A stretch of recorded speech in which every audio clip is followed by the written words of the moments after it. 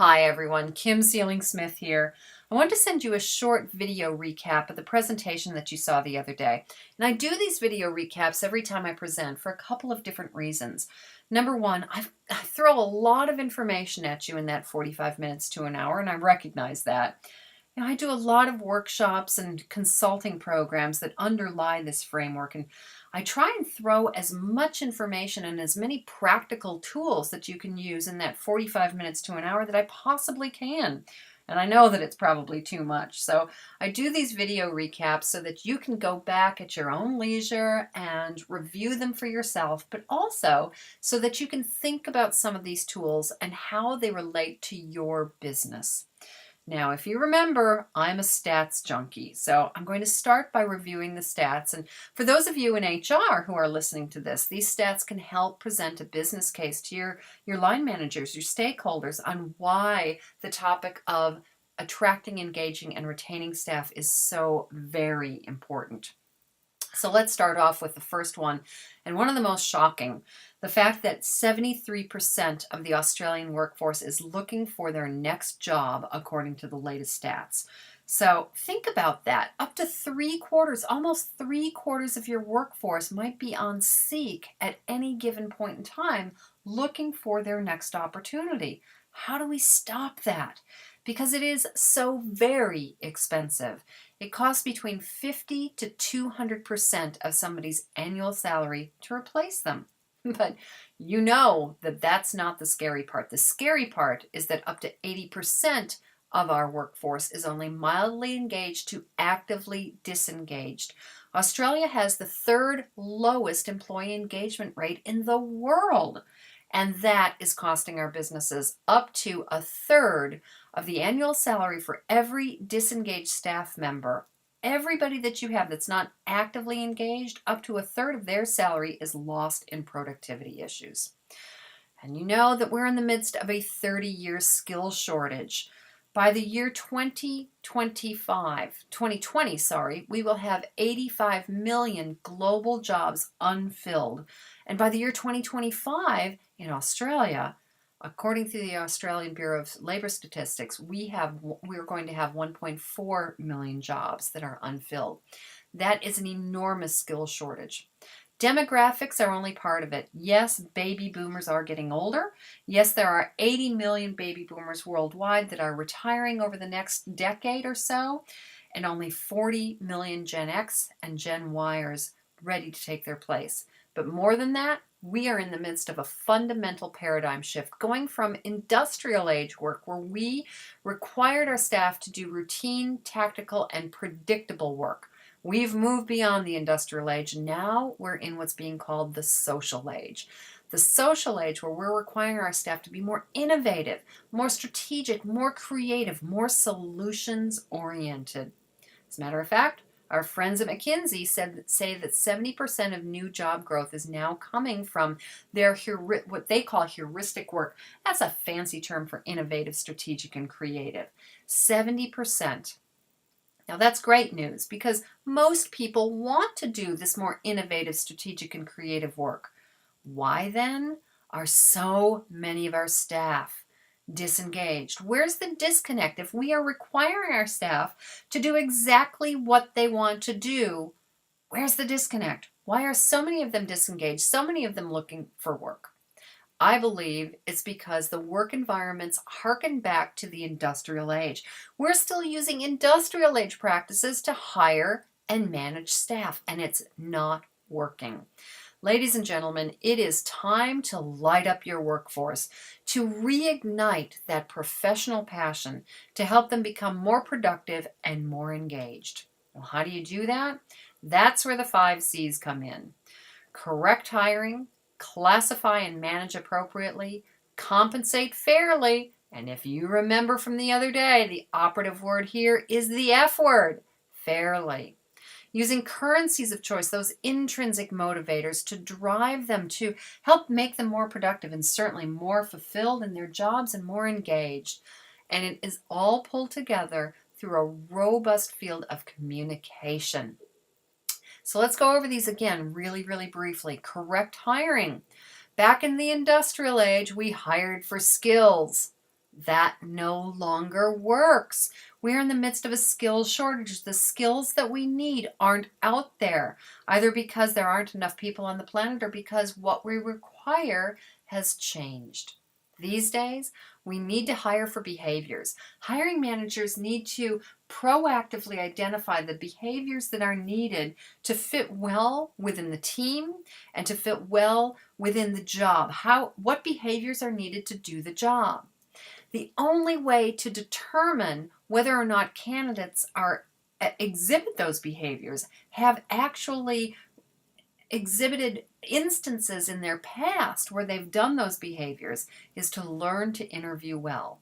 Unfortunately, not many hiring managers know how to do that. Most go on gut feel, and most go under the assumption that they'll know it when they see it.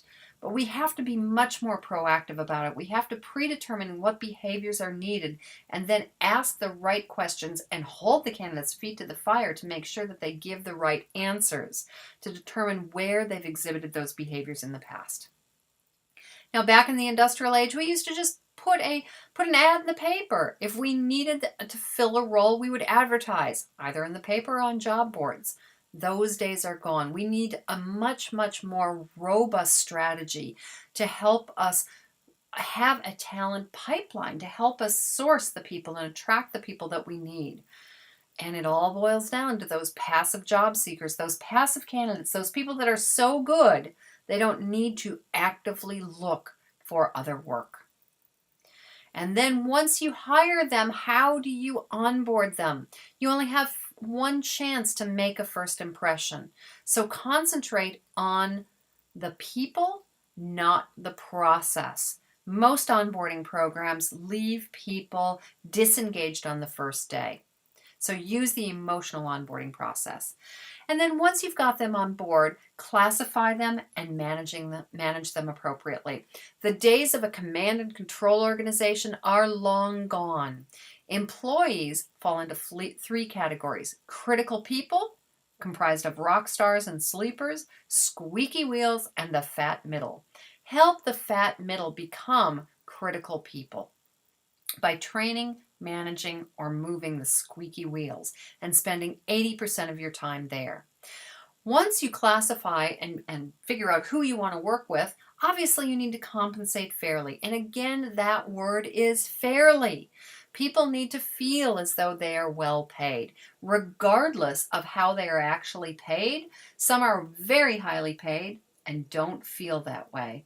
Others are not highly paid at all, but feel very, very well paid because they've got the other factors ticking along.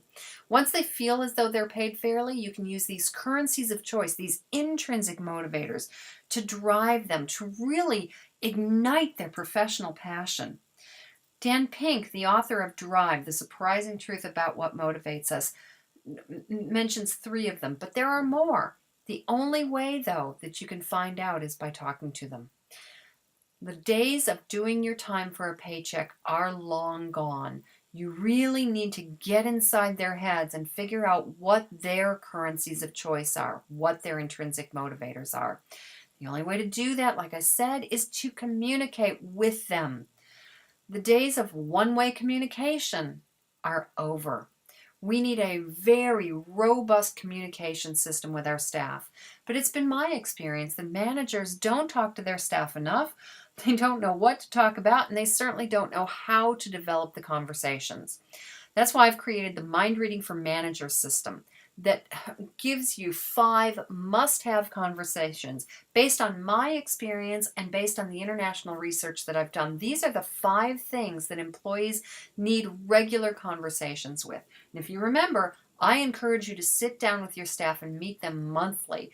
Structured conversations on a rolling calendar to talk about these 5 things. Feedback. Give them feedback, but also elicit their own. Accountability. Make sure that they understand what's required in their job and what constitutes success, and hold them accountable for it. Those currencies of choice, those intrinsic motivators, first and foremost is career development. Not everybody wants a vertical career development, but I guarantee everyone wants a horizontal career development. So help them manage their careers internally so they don't look externally. And then finally, strengths. Figure out what they're good at and what they're passionate about and help them leverage those and manage or mitigate their weaknesses. Now, if you still don't know what those first steps are, what you need to do immediately, here are my suggestions. First of all, the 80-20 rule. Move those squeaky wheels, deal with them, and then spend 80% of your time working with your critical people. Secondly, if you're in HR, teach hiring managers to interview. If you're a hiring manager, for heaven's sakes, learn how to interview. Learn how to proactively determine the behaviors that you're looking for to be an organizational fit and to do the job, and then to ask the right questions and hold their feet to the fire so that you get honest answers to those questions. And then finally, have the 5 must-have conversations on a monthly basis with your staff. Now, I've got some additional resources. If this is interesting to you, please sign up for my free newsletter. Contact me directly, kim@igniteglobal.com, or go onto my website. There's a contact form. You can just fill that out and go into the free newsletter. I will also be offering a series of free webinars from time to time, depending on what other work I have going on, but please keep your eye out on my website for that. And if you have any specific questions about your organization, don't hesitate to email me. If you're interested in learning about how our programs can help you light up your workforce, please don't hesitate to contact. No question is a silly question. Please reach out to me now.